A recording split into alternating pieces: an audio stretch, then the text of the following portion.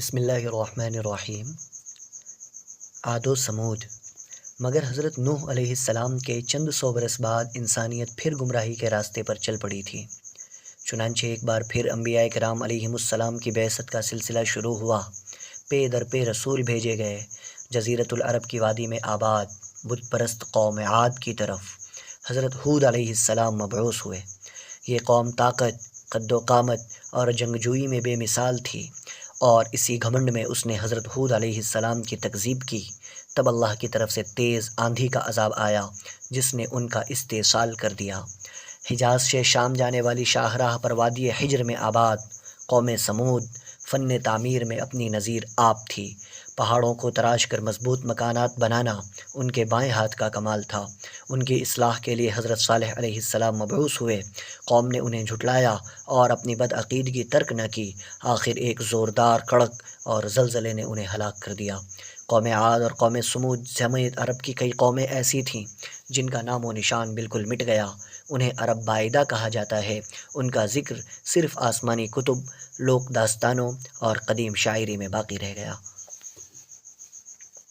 دعوت ابراہیم علیہ السلام۔ مختلف قوموں کی طرف انبیاء کرام کی آمد ہوتی رہی۔ حضرت ابراہیم علیہ السلام تک دنیا میں آبادی کی کثرت ہو چکی تھی۔ مشرق و مغرب میں درجنوں سلطنتیں اور سینکڑوں شہر وجود میں آ چکے تھے، اس لیے انبیاء کا سلسلہ بھی وسیع ہو گیا۔ ایک ہی وقت میں مختلف علاقوں، قوموں اور ملکوں کے لیے کئی انبیاء کرام بھیجے جاتے تھے۔ ہر نبی کو بڑی بڑی آزمائشوں کا سامنا کرنا پڑتا، مگر حضرت ابراہیم علیہ السلام کی قربانیاں خود فراموشی، خدا شناسی اور جانثاری کا ایک جداگانہ رنگ لیے ہوئے ہیں۔ حضرت ابراہیم علیہ السلام عراق کے شہر بابل کے نواحی قصبے کوثا میں پیدا ہوئے تھے۔ طوفان نوح کو اس وقت 1081 برس گزر چکے تھے۔ اس زمانے میں عراق اور اس کے گرد و نواح میں نمرود نامی ظالم و جابر بادشاہ کی حکومت تھی جو خدائی کا دعوے دار تھا۔ بابل اس کا پایہ تخت تھا۔ عراق کے لوگ ایک طرف اسے خدا مانتے تھے تو دوسری طرف وہ سورج، چاند، ستاروں اور مظاہر قدرت کی خدائی کے بھی قائل تھے۔ اس کے ساتھ ساتھ وہ بت پرست بھی تھے۔ خود حضرت ابراہیم علیہ السلام کا باپ آزر بت تراش تھا۔ گویا شرک اور بد اعتقادی کے سارے روگ اس قوم میں جمع ہو گئے تھے۔ حضرت ابراہیم علیہ السلام کو اللہ تعالیٰ نے حقیقت آشنا بنایا اور نبوت کا منصب دے کر قوم کی اصلاح کا حکم دیا۔ حضرت ابراہیم علیہ السلام نے ان لوگوں کو سمجھایا اور ان کے سامنے ستاروں، چاند اور سورج کی بے ثباتی ظاہر کی کہ یہ اپنی مرضی سے طلوع ہوتے ہیں نہ غروب، یہ رب کیسے ہو سکتے ہیں؟ جب لوگ نہ مانے تو ایک دن ان کے بت خانے میں جا کر بتوں کو توڑ ڈالا اور ان کے پوچھ گچھ کرنے پر فرمایا، اگر یہ بول سکتے ہیں تو انہی سے پوچھ لو۔ قوم ششدر رہ گئی اور کوئی جواب نہ پا کر ندامت سے گویا ہوئی کہ ابراہیم تم تو جانتے ہو یہ بول نہیں سکتے۔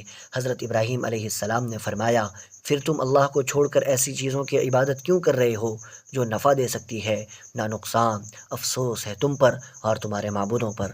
قوم ان دلائل کا جواب نہ دے سکی، چنانچہ انہوں نے شور مچا دیا کہ اپنے معبودوں کا بھرم رکھنے کے لیے اس شخص کو پکڑ کر جلا دو۔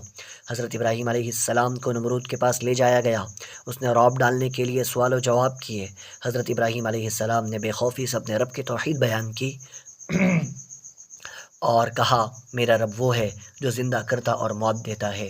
نمرود نے کہا، میں بھی زندہ کر سکتا اور مار سکتا ہوں۔ یہ کہہ کر اس نے سزائے موت کے ایک قیدی کو آزاد کر دیا اور ایک بے قصور آدمی کو بلوا کر قتل کرا دیا۔ حالانکہ کسی کو معاف کر دینا اسے پیدا کر دینا شمار نہیں ہوتا۔ اسی طرح کسی کو قتل کرنے سے کوئی انسان بندوں کی زندگی اور موت کا مالک نہیں بن جاتا، کیونکہ اس طرح تو ہر ایسا انسان جو کسی کا قاتل ہو زندگی و موت پر قادر شمار کیا جانا چاہیے اور اسے خود کبھی موت نہیں آنی چاہیے۔ مگر یہ دلائل نمرود جیسے عقل کے اندھے کو بتانا بیکار تھے، اس لیے حضرت ابراہیم علیہ السلام نے ایک بہت بڑی واضح پیشکش کر دی کہ میرا رب سورج کو مشرق سے نکالتا ہے، اگر تو رب ہے تو مغرب سے نکال کر دکھا۔ نمرود مبہوت رہ گیا اور کوئی جواب نہ دے سکا۔